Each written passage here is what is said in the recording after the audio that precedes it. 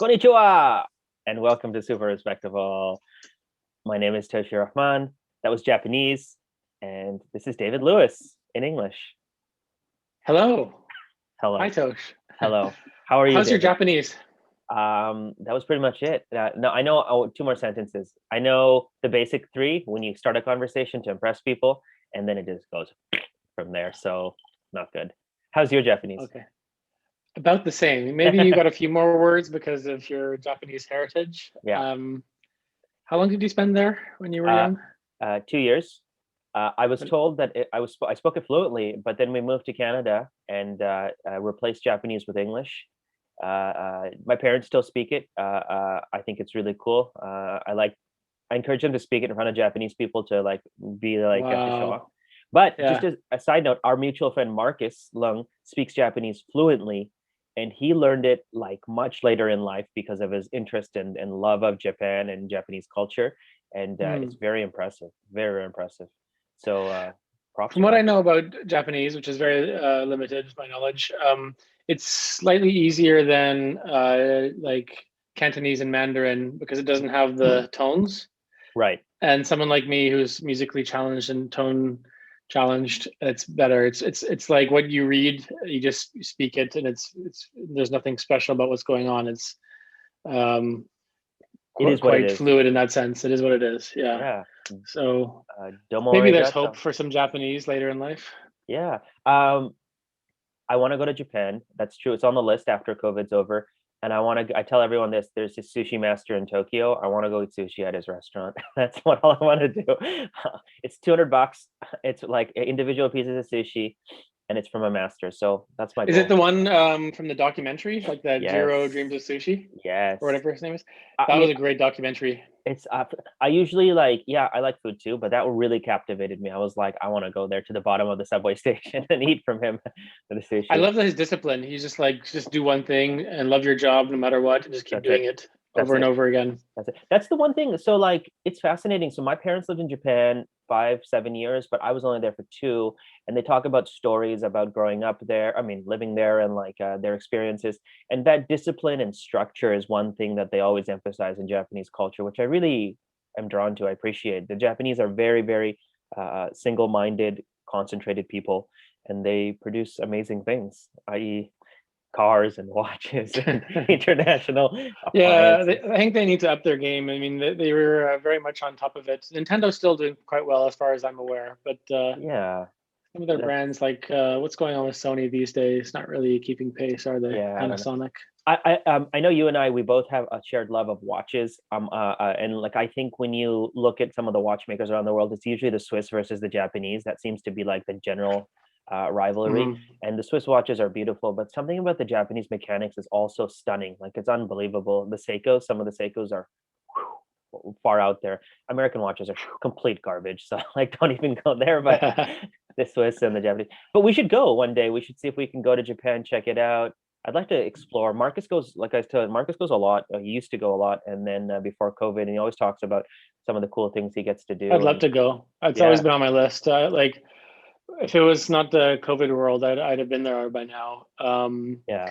And then there's the Olympics meant to happen this year with no spectators from No. abroad, so that's And going to be really strange. some And I read that countries they are were pulling out, told like they can't cheer or they can just clap, but they can't go with their mouth and their voice. They just make noises with their hands for which is the pretty much what Japanese people do, what anyways, they'll do right? anyways.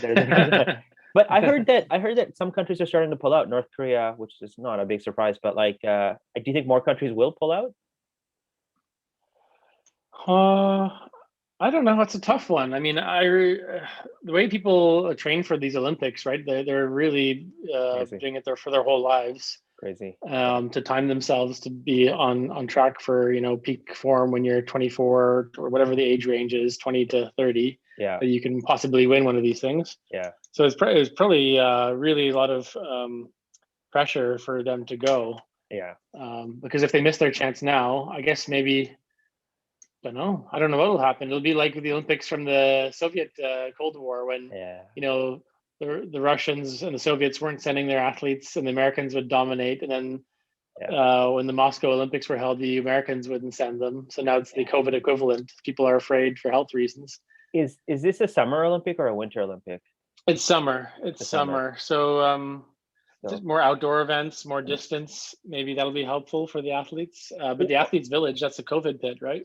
yeah, well, I mean, I was just gonna say that like if one thing goes wrong, even without spectators, and like even one person gets COVID in that, even if it's a distanced, regulated Olympics, like the fact that people could get it so quickly is a possibility, right? Like I was just in the Mm. pre-show we were talking about in my home city of Vancouver, our national hockey team, the Vancouver Canucks, pretty much like the entire team is Huh. COVID, has COVID or is on a COVID list, plus like trainers and this and that. And the season's pretty much like a couple 6 games are off right now. So in terms of athletics and COVID, like people have to be really careful.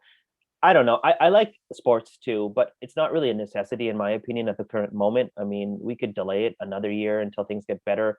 I mean, it can't be a moneymaker for the Tokyo Olympic Committee, right? Like, who's going to go? No spectators, right?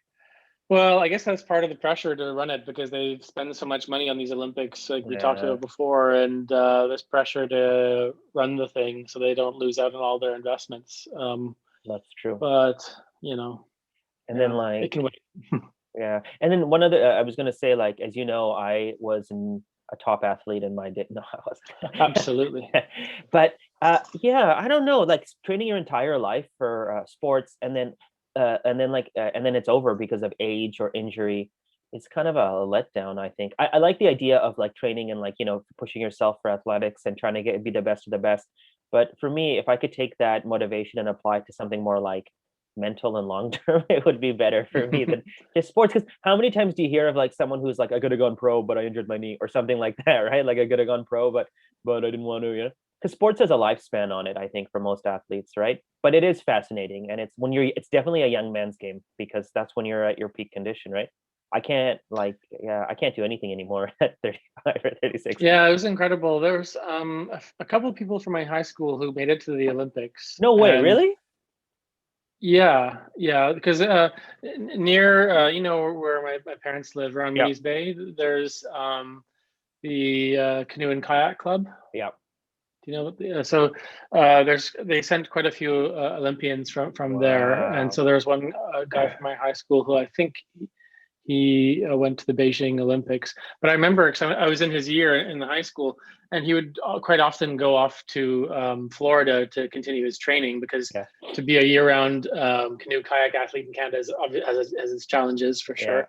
Gotta. So in order to keep up with the rest of the world, he went down south and like huge investment in time, energy, resources, money, and dedication. But it's really impressive to yeah, just maybe he didn't win gold, but he still has all this like discipline and experience from doing that. So He's in good shape. I mean, that's probably good a shape. good. But maybe I now, like some of these athletes, if you see some of these football, soccer players, like 2 or 3 years after they retire, they're they out. get fat because they spent their whole time, like their whole lives up until then, has been spent like being in tip-top shape, Totally. and Yeah, then boom, they let it own go. they own a car dealership when they got like a beer belly and like, Yeah, yeah. but I it's true, like it happens. I saw that I was watching this documentary on Michael Phelps, and at his peak, he said that he went to training every single day for 5 or 6 years straight, including Christmas and on birthdays, every day in the pool. And like that discipline is amazing. I get lazy just to like even. I mean, you just told me you didn't go outside for 3 days, right? That's discipline. Good for you. That takes time. I don't know. I mean, I don't know, but parents also have to be part of it too, right? Do you, like hockey parents drive their kids to like 5 o'clock practices and like they go to meets and it's like a whole like world, and my parents really weren't part of that. They didn't care. I did sports through school, but I didn't really like I wasn't on like a team or anything like that because I think it's Yeah. too much, but I don't know, Well, like man. yeah, when you mentioned that, because like I did hockey, um, definitely not competitive, but I was in the leagues, I had teams, I loved it. But from the age of, I don't know, 5 to 14 or 15, I Yeah. was in these leagues. And yeah, they had these like hockey tournaments out in like the rural areas around Ottawa, and you'd often have to be up at 4 or 5 in the morning. Yeah. And yeah, I tip my hat to my parents for trucking themselves and me out there at that time. I don't know Yeah. if that's Still, it. If you have plans for your children for that, maybe nope. Yeah. stick to Kumon and those stick to the books. Yeah, it's cheaper and it's at home. No distance. You can sleep in maybe. I don't know. No travel. Yeah, I think yeah, I mean, being healthy and being active is important, but I mean, being on it, unless my kid really wants to do it, I don't really want to encourage like certain things. And you don't want It's to do it's that. expensive too, man. These people put their kids in hockey or golf or like other team Hockey for sports. sure. It's So super expensive. expensive. I mean, running is free. It's not like go for a Like run. I think soccer is pretty good on that Soccer's a front. Like global that's sport. why it's a global thing. It's pretty low cost and low barriers to entry. But hockey is so expensive. Yeah, it's Yeah, totally like it's North Americanism. But yeah, I don't yeah. know. But I hope whatever ends up happening, people are safe. If the Olympics does happen, I will watch. I like swimming. That's my summer Olympic thing because I used to swim. So not like those guys, but but uh, but yeah, like I hope. I mean, it'll be weird though. But I don't know. This whole year, I was just telling you before we show, we're in lockdown. You're sort of you're in lockdown too. Like it's just strange. My motivation for anything in life has just kind of gone down out the window. So Oh yeah, totally. Rock bottom. rock bottom. Anyways, it is Anyways, my week to present, and it's going to be an interesting one. I think it's more of a discussion, but I got a cool little story for you. So my topic is generally about sleep, but I love sleep. uh, from but more from a kind of scientific point of view. So let me start with a little bit of a question. What has your relationship been, David Lewis, with sleep throughout your life? Do you like it? Do you not like it? Have you had trouble? Do you go to sleep easily? How many hours? Give me a general breakdown of you and sleep. Um, I didn't sleep very well last night. There's been storms in the Netherlands, so that was very troublesome. So I'll try and stay awake for the duration of this episode. But Okay. in general, I need a 7, 8 hours of sleep because I know there's some high performers out there who they love advertising. I only need 5 hours, and I can function fine. Yeah. I've tried that a couple times. Doesn't work for me. Yeah. I pretty much need 7, 8 hours every single night to function well the next day. Mhm. So that's my relationship as an adult. As a kid, I would have I would be a sleepwalker. I was quite active, very active sleeper, talking in my sleep, Really? like walking around, opening doors, walking down hallways, scaring people. Did you ever exit the house in the middle of the night, sleepwalking? No, I think the scariest I got was like I walked down the hallway in my where my sisters were sleeping, and I opened the door and like threw my sister out of bed and went to sleep in her bed. But Okay. I just don't understand it because like that's a whole level of consciousness when you're Yeah. unconscious. Yeah, yeah. Anyways, yeah, that's the experience. It's interesting. It's one of those things that I always think about. It's my point of view has changed significantly. When I was younger, I hated sleep. I didn't want to sleep. I You wanted hated to. it. I mean, like, so I hated it for two reasons. Number one, I had a lot of trouble in my like 10 to 13, 14 years of age getting to sleep. I remember it took me hours to go to sleep. I just lie there listening to the clock, the ticking of the clock, and I didn't want to sleep. I remember watching this horrible Disney movie when I was a kid. It was like I was freaked out for 3, 4 months, and I didn't want to go to sleep because I thought something bad would happen. There was a point in time where I didn't want to Hmm. sleep because I thought I'd die in my sleep. It was really messed up. Oh Uh, wow. uh, um, but as I've gotten older, I love sleep. Like, I mean, I need it to function. I'm probably in the 7 to 8 hour range. I used to be able to do 5 to 6 when I was younger. Like, I could maybe in my university ages, in my 20s. But now, oh my gosh, man! If you told me like, would you rather take this or go to sleep? I'd be like, give me sleep because I need a good night's sleep to function for the day. Um, but I like it, and you can feel it, right? If you have a good night's sleep, you know you'll have a good day. If you have a bad night's sleep, you feel groggy, regardless of the amount of caffeine you drink. It's one of those like things that I think with age that you really appreciate. But Absolutely. So I'm yeah. feeling it today. That's for Oh, sure.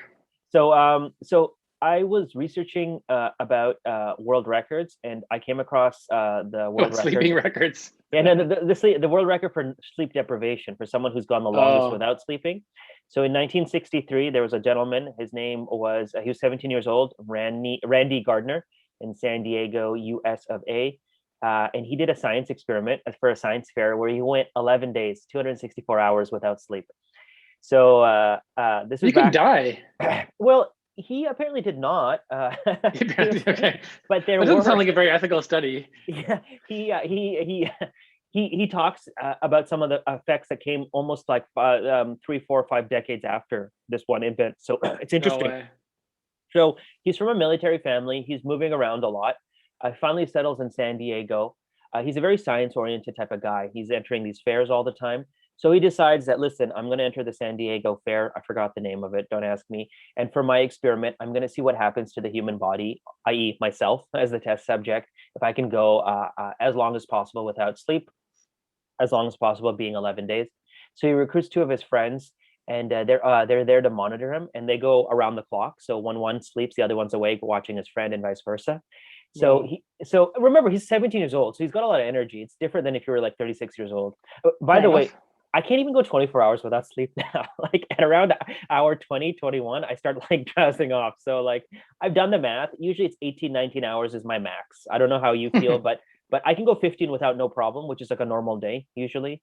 But I can push it to 18. But unless something really good is on television and I'm really like fascinated with it, I'm out. So I don't know what you do, but so the first 2 days he says is super easy. He's standing most of the time. He's just staying away from beds, so there's no motivation. He says on day 3 he gets a little nauseous. So he finds that citrus fruits, tangerines, lemons, they kind of help him. He If you starts, spray them in your eye. yeah, in your and then he says, but on day 3, he starts kind of forgetting a couple of things. He can't remember things. He says it's sort of like early Alzheimer's due to lack of sleep. On day 3, a sleep researcher from the University of Stanford or Stanford University shows up and kind of like, he's there to, he's interested in what's happening. He helps drive them around just to kind of keep them awake. So the guy keeps going. He finds out he's occupying his time with books, talking, staying awake, playing video games. I read. So on June the 8th at 2 a.m. he breaks the world record. And the first thing to do is they take him to a naval hospital where they kind of hook him up and just want to check out if everything's okay. What are some of the results? He goes to sleep. He sleeps for 14 hours and he's back to normal. No problems. He doesn't need extra sleep. He's back to regular mode. As a side note, he gets first place in a science fair. You and better, yeah. and he gets a lifetime of fame.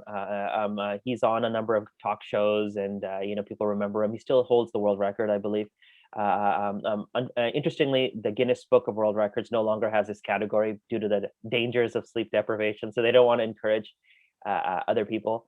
But since that time, a lot of sleep researchers have been looking into the issue, and they use him and his data as some of the basis for their work. And I think most researchers can say that the amount of sleep we get is incredibly important. Even the smallest amount of sleep deprivation can lead to significant health consequences. So there's a neuroscientist at UC Berkeley, and he says, "quote Even just the smallest amount of insufficient sleep can lead to health consequences." One of the best examples is one of the largest sleep experiments ever done, which over 1.6 billion people are a part of, and this happens twice a year. It's daylight savings time.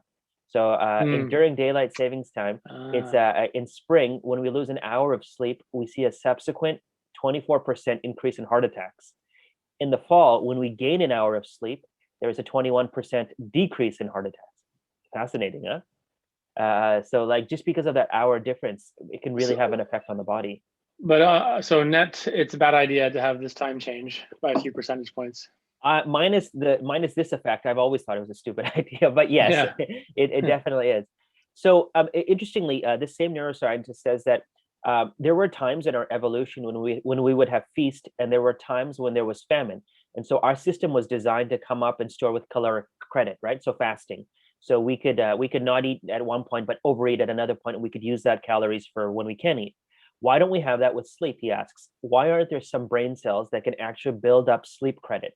What that means is that Mother Nature has never faced throughout the course of evolution the challenge of this thing called sleep deprivation. So throughout our evolution as human beings, there have been times where we eat a lot, where there is food and we've eaten a lot, and there's times there's not. So our body's adapted. But throughout human history, there has never been a time where we have been sleep deprived intentionally. So it's something that only we do as human beings, right? So we can't save sleep for the future, which got me thinking that'd be interesting if we could, just like food. if we could if we could be like, I overslept tonight, let me use that You can hour you for can tomorrow. bank it. Yeah, Yeah. yeah. So so interestingly enough, coming back to Mr. Gardner, so he's in his 70s now. About 10 years back, when he was in his 60s, he went into this phase where he couldn't get to sleep, interestingly enough. He had really a lot of trouble getting to sleep. He was really groggy. He would stay up for hours, he said, before he fell asleep. And he thinks it's because of his experiment in the 60s. He's okay now. He's kind of shifted now, and he gets about 6 hours a night. But you can see the effects something that 30, 40, 50 years ago had on him now. So really fascinating stuff with sleep and the effects it has. Uh, um, yeah, like I was thinking about kind of sleep in general, and like I don't know how you feel about it now, but I think we've talked about that statistic where people said that they would give up $10,000 if they could get an extra annually if they could get an extra hour of sleep per night. And Wow. I don't know how you feel about that or not, but has the role of sleep evolved in your mind? Have you thought of it differently,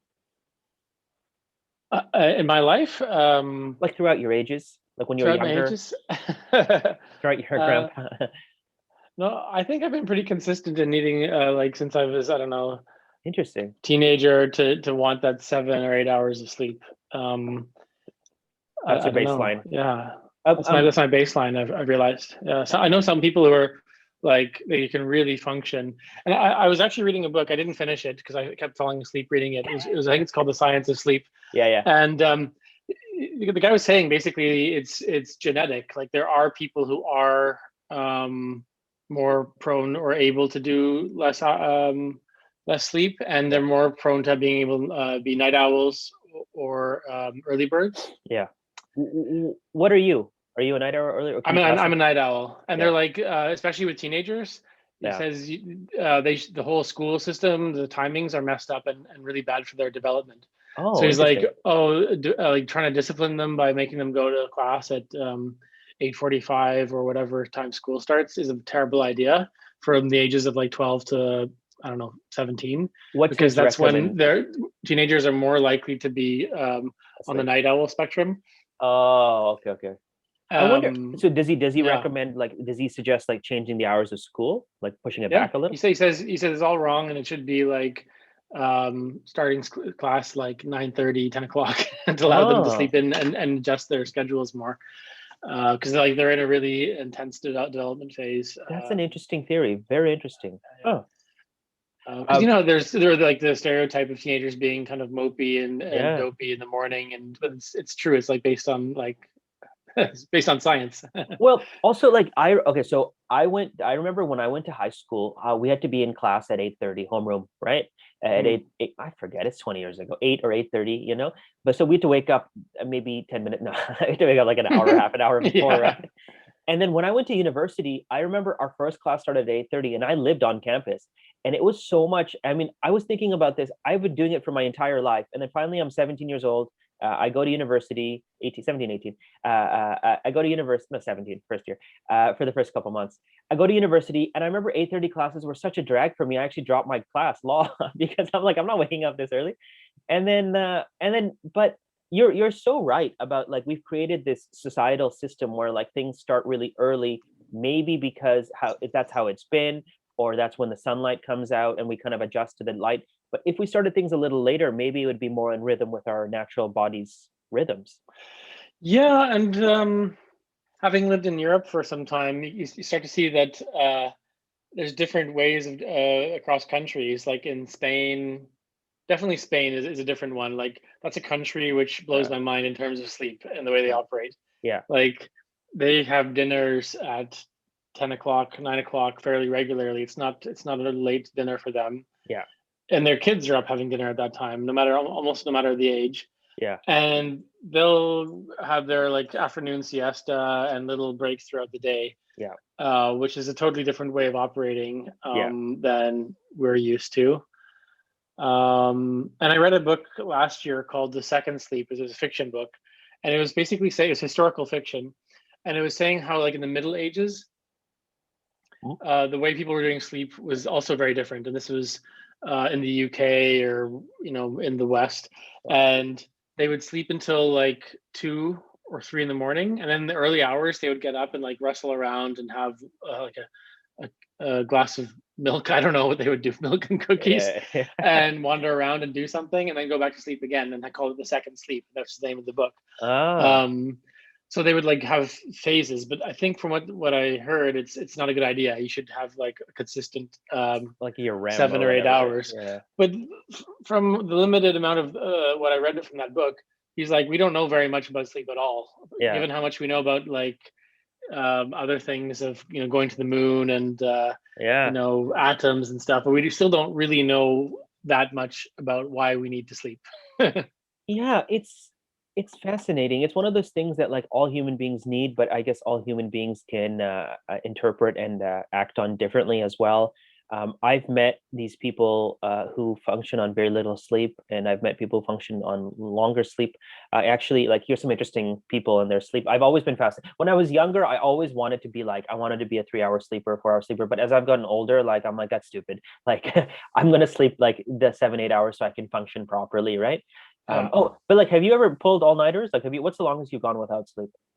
that was never my vibe. I mean, I remember at Carleton, I heard people saying, I pulled an all-nighter to write this essay. And I was like, Yeah, why did yeah, you do that for? Like, you yeah, had months to work on this essay. yeah, You didn't. yeah, And like, you would have done I would have definitely would have done a terrible job on that yeah, essay, because yeah, I'm kind of I'm a good writer, but I'm a plodder. Like, I'll do a few words a day, and then like I'll get to that point. yeah. Never all-nighters. I just Never. knew Me too. I would be absolutely appalled at my work product by the end of it. It would be probably Well, incoherent. I also found I'm with you. I know I don't pull all-nighters. I never did in college. I found that like people who procrastinated probably needed to like kind of make it up that night before. But I was like you. I did a little each day, or I timed it out so I was able to like get sleep and get stuff done as well, and it was proper. But because like when you get older, you can't really pull all-nighters anymore. Like you have responsibilities, so it's I think, yeah, the only times, actually, it's a interesting point you mentioned Carleton, because our school had a very unique tunnel system, which yeah I don't think many universities anywhere would have, which because of the the snow, whole, right? Yeah. because of the snow, or probably it was built in the Cold War, so they had all this bunker mentality. And Yeah. so you could go from the gym to the Oh, library to a residence to wherever on yeah. campus through this huge network of tunnels. You never had to step And outside. Yeah, that's and true. what that caused was people would show up to class in their pajamas, Yeah, and the that's me. professors were, yeah. Did you do that?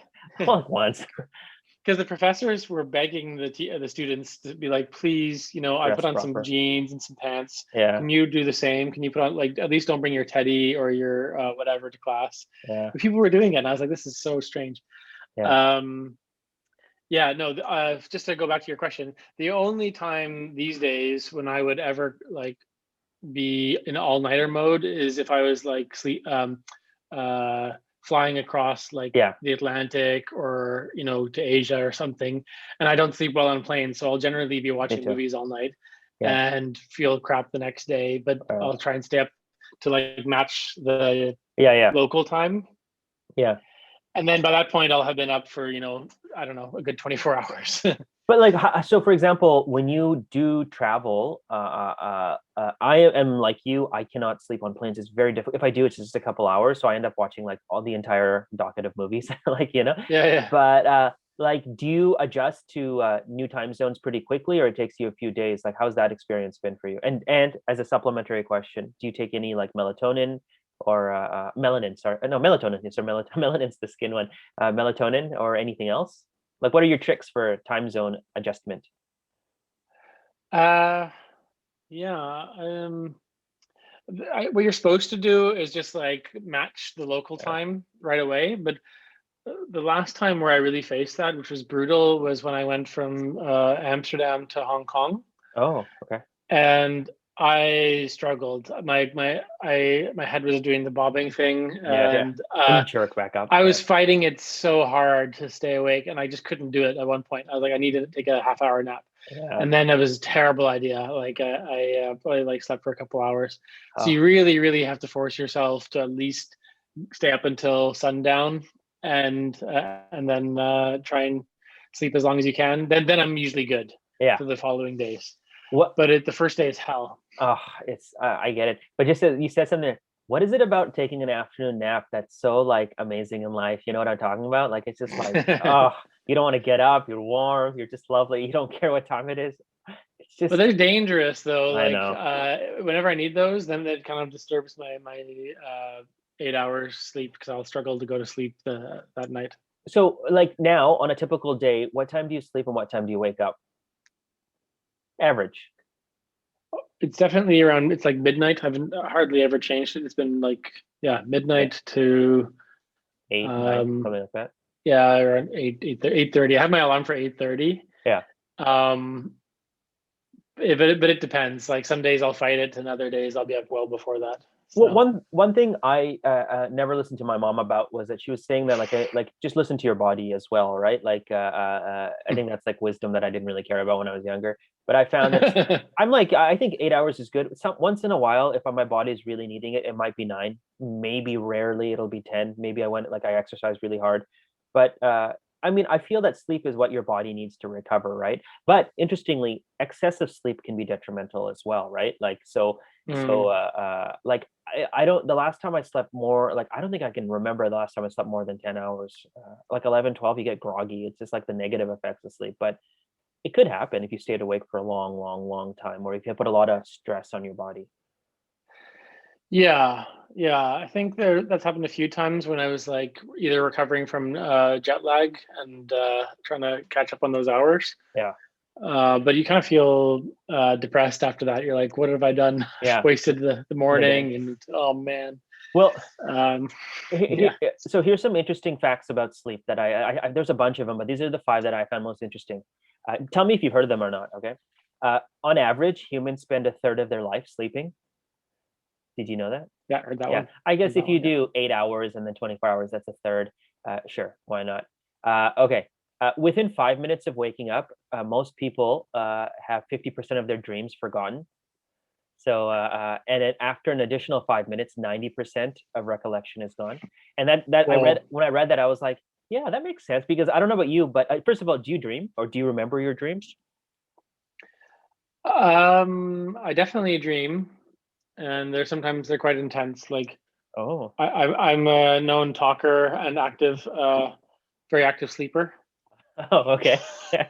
Well, Like workout in your dreams. no, I've had the dreams where I was like dreaming about eating something disgusting and I spat. And I Yeah, woke up because I actually spat in like onto the pillow and yeah, I was like, what the hell is yeah, that? yeah. Yeah. So sorry. Go ahead. Have you ever like do you dream now? Like do you remember your like is this statistic does this apply to you when you wake up you're sort of like the dreaming? Like you kind of forget what you dreamt about, or do you remember? Because you might be one of not the 50%. You might be one of those people who remembers. I definitely know that I had dreams. I know that it happened, but then yeah, remembering the details is another story. Yeah, it's like Inception. Uh, That's yeah, why. exactly. Something happened there. Okay, here's another interesting statistic. Falling asleep, sorry, ideally, falling asleep at night should take you 10 to 15 minutes. If it takes you less than 5 minutes, chances are you're sleep deprived. So when your head hits the pillow, do you know how Wow, long it usually takes you to get into that sleep? longer than that. Yeah, depending. But here's a weird thing. So there's one thing that I've always been fascinated on. You know that phase or that transition between awake to sleep? Like it's so weird because you don't know when it's gonna come and you're just sitting there and you're closing your eyes and you're awake. Because I think about things and then suddenly it like goes off. Isn't that a weird thing? Yeah, I did. I just find the concept of sleep very disturbing. Like you're essentially dead to the world, and Well, when I was between the ages of 17 to 20, I had this like huge OCD thing that I was gonna die in my sleep. And like I didn't want to sleep because I was like, what if I never wake up? I know it's sort of morbid, but I got over it and stuff. But if you think about it, and including the phrases that you just used, it is sort of like death, isn't it? Like in the fact that you're awake and then you're not, and then you may not wake up again. Sorry to give you nightmares before sleep, but you know what I'm talking about? Isn't it strange? Isn't it like a weird idea? yeah, I just find it. Like I said, it's just really bizarre. Like that we switch off. We are like on and off buttons with our brains, and like the only thing that makes it real is the fact that we had dreams Yeah, to show that like we weren't totally out of it. yeah. it's Yeah, a third I, of our lives just gone. so I know so I when I was in first or second year university, I tore a little bit of my chest muscle working out, and so it was sort of Uh, right over the heart. So I felt like I was having a heart attack like all the time, and I wasn't. It was just muscle pain. And I remember I remember going to the hospital in Ottawa, at like Ottawa General or Civic or something in the middle of the night. I was living at Homewood, 95 Homewood, which is where I lived with my flatmates. You've been there, and I remember taking a taxi to the hospital like 1 o'clock in the morning. The emergency room's empty, and I'm like, it's a 19-year-old kid, and I'm like, I think I'm having a heart attack. And these doctors like, yeah, that's yeah, I'm having chest pain. And so they ran the EKG and the ECG and everything like that. And then I remember this doctor coming to me, and she sat down. She's like, okay, listen, you're 19 years old, you're in good condition, you're not having a heart attack, right? Like you're just having chest pain, take a couple aspirin and go back. Like leave me alone, right? And yeah, so go like away. that was the reason I didn't want to go to sleep, because I was like, what if this is a real heart? And then eventually it faded off. But that transition point is really weird to me. So I try not to think about it too much because it's strange. Because I don't like that idea that like you can't control it. It's just like, like for example, at the end of this podcast, I'll push end and it's over. But that idea going from like the living to the unliving or whatever in a sleep world, it's weird, right? Anyways. Yeah, and the problem I have lately, I don't know if it's the same with you, but is phones. So Yeah, especially excellent. like March, April last year when like the world was ending, I Yeah, was totally addicted to the news. And like there's a phase in like I think mid-March when it was like really heavy. yeah, I couldn't stay away. I was like Spain's shutting down, France is yeah, closing, the yeah, borders are shut. yeah, I just wanted to like watch the dominoes fall. It was kind of weird and anarchic. yeah. Um, and so I've kept a bit of that since then, like where I'm still monitoring what's going on Yeah, as I'm going to sleep, just to make yeah. sure that like nothing happens before, so that like Well, while I'm sleeping, the world hasn't collapsed. I know they say that you're supposed to like be off your phone 2 hours before sleep, and blue light, red Yeah, light, and the next to blue your phone. light. What's your regimen? Like I have the phone next to me as well, and it's mostly because of work, because I work with people who work on the different time zones. So in case they need to reach me, or in case I need to reach them, the phone is there. But Mm. what's your regimen with your phone? Like how is it should what is it supposed to be, and what is it in reality? Yeah, I'm breaking all the rules. I had phases after reading a bit of that book where it's like blue light's terrible, don't do that. Yeah, And then I you're like had screw the you, phone man. out of the Yeah, and then I said, hey, screw you. So I yeah. had the phone out of the bedroom for a while, and I used to be a good reader, and that was where I get a big chunk of my like Yeah, leisure reading done. yeah. But then yeah, the phone is just taken over, and I think there's a term for it now called revenge bedtime procrastination. It sounds Oh, Japanese English, where it's like, yeah, it's something for our listeners to look up. I won't try and define it, but it's basically one of the reasons people are on their phones at night. They're just like fighting bedtime. or I mean, so for me, it's like a lot of these apps and like websites, they have the refresh built-in thing when you just scroll down and it refreshes with new content, and it's like endless. So like Oh it's yeah, it's so yeah, negative. so Like good. oh, it's so good. I go on YouTube and like I can watch like 16 hours of videos nonstop just because it's always new content or it's always something I haven't seen.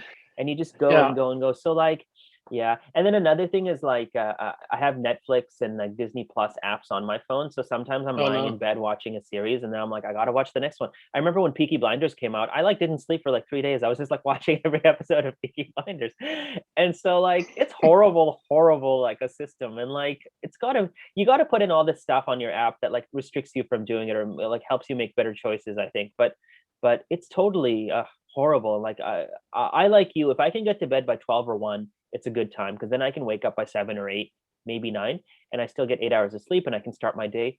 But one thing I've found is that if I wake up, whether I wake up early or late, I can still get the same amount of things done in the day. It just feels better when you do it earlier. But like if I wake up at 10, I can still get everything, because I do like a checklist each day of a couple things I need to get done. And once I finish the Mm. checklist, there's really nothing else for me to do. So like, Then you're just like twiddling your thumbs. What do I do now? yeah. So like sometimes I find that if I wake up too early, there's like really like by it's 11 or 12 o'clock, and I'm like, I'm done for the day. Like I don't know what else to do, right? I don't know how you find like how you Yeah. manage or schedule your day, but sometimes waking up too early is also can be like detrimental, like waking up too late. Yeah, because there's like too much of life to deal with. So it's like, Life. why would you give yourself that burden? Like close off that if you it's a way of scheduling your day in a sense. So it's like I don't have much to do tomorrow, and I don't want to like stress myself out by thinking about all the things I'm Yeah. not doing. So I'm just going to sleep for 9, 12, 10 hours. Well, I think we're And also very privileged in that both of us can work slash study slash live our lives from home as opposed to going into an office, right? I think if you and I were in an office setting, our conversation might be different. So I know a lot of respect there. Are you a napper? Do you take often naps in the middle of the day or any time of the day? yeah, I mean, you mentioned the office thing. It's true. Like that really messed up my sleep because I'm a night owl, and Yeah, I hated the idea of, you have to be in the office for 9 o'clock. yeah, And I'm like, why does all of humanity need to be boom at this yeah. time? It sort of like tweaked my rebellious side where like I love showing up at 9:07, You're 9:08, 9:09. anti-authority. Yeah, Yeah. yeah, yeah. I'm like stupid schedule. It's And really like I'm kind of so. like you. I think you said you don't like having breakfast like right after waking up. Yeah, So I'm not a breakfast guy until I would later. always like I need time to adjust. And it's like, oh, what's going on? What's Yeah, yeah. happening? So like I couldn't have breakfast by like 7, 8 in the morning. It just Oh, doesn't happen for I me. throw up, man. Yeah, I feel sick. yeah. Yeah, yeah. I think a lot of So these yeah. things that you mentioned, like why do we have to be 9 o'clock people? Why do we have to breakfast at 7? These are all like human man-made concoctions that we've just been going along with, and we should try to change. I think you should do what your body says best for you. Uh, uh, but yeah, like I have a routine in the morning, right? Like you, like I wake up, I check my messages, I reply to anything work related. I look at the news. I see what's happening with our podcast, like, and then when I do a little bit of studying, and then like I Yeah. try to get the most like the biggest things done in the morning, the things that require the most manpower and energy, and then as the day progresses, I'll work out, I'll spend time like with family and friends, and like and then I'll watch. Then in the middle of it, like really, my productivity like just diminishes at around 8 o'clock at night, and then because I have to work at night too because of time zone differences. But then like just before I sleep, I'll just watch something or read something. So I don't know how your day's planned, but I try to get the most out in the at the beginning of the day or beginning middle. Yeah, and it's tough for people who are on night schedules. Like they say it's super disruptive for people's health, even though like if they have it as a full-time thing, Yeah, just think about how that is. You're operating totally in the opposite way that society is. yeah. And like Ooh, how do you have a normal life? So yeah. um yeah, I know doctors, they do night shifts quite often. Crazy, crazy. Anybody, a firefighter, police officers, they've all got night shifts. People who work in restaurants, they don't like wind down until well after midnight, Yeah, 2 in the morning. So it's there's whole segments of like security guards. There's a oil and gas company around the corner from where we live, and there's a poor security guard, and they stick him in there, and it's a big, huge office, and he's just there all night, like twiddling around, yeah, like on the off chance that there's a break in for some reason, yeah. like 1 in a million chance, and this guy has to sit there all night. So that's tough. I don't know how they operate, but having to like then spend the rest of like the daylight hours sleeping for 8 hours, I Uh, just boom, Well, crazy, crazy. a lot of our sleep is in relation to sunlight, right? And so, like, in some of the northern places in the world where there's more sunlight or and less nighttime, or vice versa, people are like going to sleep at 11 p.m., but it's like fully bright outside, right? Like, so they need to Mm, put blinds in and like really adjust their settings to get sleep, and that's weird, right? Like, that's also one of those things that I think is strange that you have to get your body adjusted to, but. I think like the one thing is that whatever you are in the world or whatever system you're living in, we can agree that sleep is needed for you to function properly. So I think absolutely. you did. But so here's some interesting people we mentioned at the beginning. I was looking at some of these high achievers who need no sleep versus people who you think would need no sleep, but they do. So here's some interesting things, and you tell me what you think. So Bill Gates said that when he was running Microsoft in his early years, he would get less sleep because he needed to be there and he was totally micromanaging everything, and he was like a billionaire at 20, et cetera, et cetera. But now in his older age and his much more relaxed time, he says usually about 7 hours is good for him. That's interesting. I can understand when you start a company that you probably, and you're young and ruthless and ambitious, that sleep is on Ruthless. you sleep is on the back end, on the back burner. But it's just like, I guess when you're running a company, like you need those hours to function because your company's not stopping, right? It's like if you don't function, then it's gonna Yeah, fail, right? but then at the same time, I think there's this culture with some of the, like high-powered executives where they feel like they always need to be go go go, and I've heard he's not my like idol in terms of business leaders, but Jeff Bezos. He says like you should only make two or if you're a high level executive, you should only be making like two or three big decisions a day, and Yeah, those decisions are huge. They impact like the firm, yeah, but like that should be your day rather than be like, okay, my assistant says I should be here and I should be there and doing this. yeah, If you're running the company, yeah.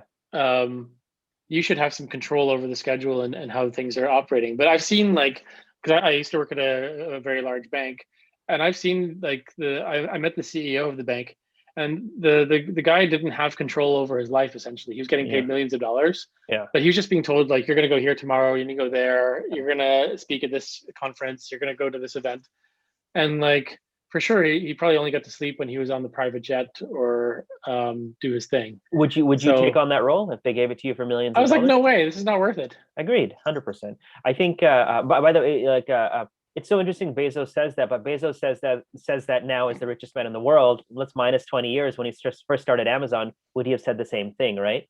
So, Yeah, like, now he's just like meditating and like dispensing advice to anybody who wants to hear it. yeah, But I'm yeah, sure like 30, 40 years ago, I don't know how old he is, but whenever he started it from his yeah, basement or garage, he was doing crazy hours. Like Elon yeah. Musk is known for operating on Like no sleep. few, Yeah, no sleep. yeah. Um, but I'm Well, sure there's people like there's some substances involved in some for some of these people to hundred stay awake. percent. How there's no way you can keep that up. Well, Bezos was the next person on my list. He says he gets about 8 hours of sleep, and then I've also read that fact that you said about trying to make 2 to 3 big business decisions a day, and that's in optimal situations, right? And like his company is like you have hundreds of thousands of people working at Amazon, and like he might be up there, but there's like 1,000 like C-level people who are making choices and decisions and reporting to him. So that infrastructure is in place.